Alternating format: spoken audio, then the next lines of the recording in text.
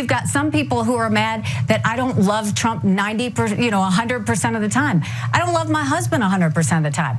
If you had to delineate where, say, you and President Trump differ on issues, where would you start?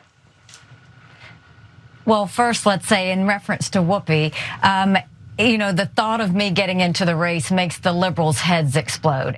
The barbarians of the world fear nothing more than a confident and strong United States with the courage of our convictions. The most important mission of our time is to stop our national self-loathing and to regain our courage and renew our convictions. Have things gotten so badly wrong in our society that we are unable to resist the forces of evil?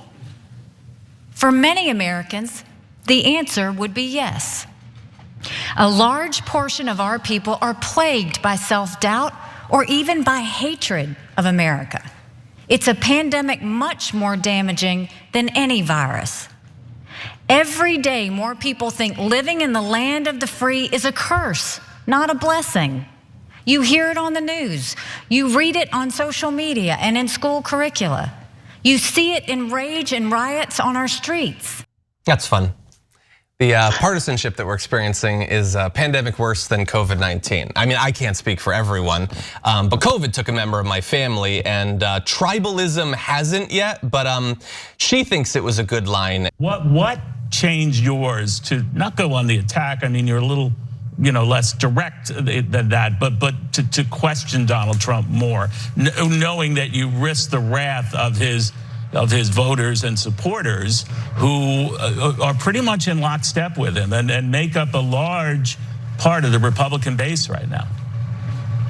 Neil, his voters and supporters and the American people want the truth. I just speak hard truths. You've got some people who are upset that I don't disagree with him 100% of the time. I think he was the right president at the right time. I call it like I see it. And so, look, I think he was the right president at the right time. I just think we need to move forward. Our country can't keep dealing with this chaos and this negativity. I'm sorry, We've got to Governor, go does that forward. mean he's the wrong president this time? And there's a serious element to the story other than her cucking her husband on national TV. A lot in Washington, there's this thing of you're not allowed to criticize the leaders of the parties. Now, Republicans and Democrats are very different though, okay? So for Republicans, it's actually not Washington, to be clear. It's the voters. The voters are like, we love Trump. And if you're running against Trump and you criticize him, we hate you. Gee, I wonder who's going to win. Okay, if the voters say, I'll disown you if you criticize the guy you're running against, they've already made up their minds and you're screwed. Okay, so but that's organic, it's at least the voters. But for the Democrats, it's not the voters. It's the people in power. They're like, you cannot criticize Biden. That will hurt the Democratic Party. Don't you dare ever say anything bad against Biden.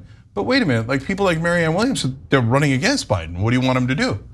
They're like, don't you criticize, otherwise we'll say you're a radical who's helping Trump.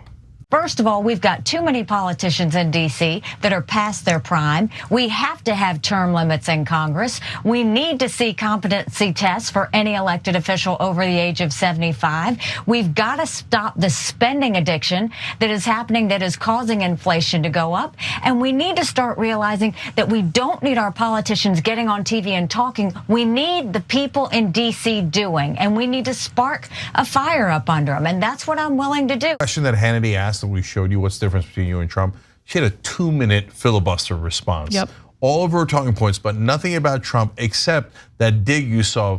Oh, the politicians are too old. We need to have term limits, and she's pushing that competency exam for above 75-year-olds. Yep. Okay, and so the constant dig at Trump's age and mental competence. But yeah, but what's your policy difference? And Hannity asked No, again. but also, if you're gonna insult Trump, like if that's your line to insult Trump, then why don't you name him, right? She's doing this little game where she's like, yeah, competency test for politicians 75 and older, right? Okay, who are you referring to?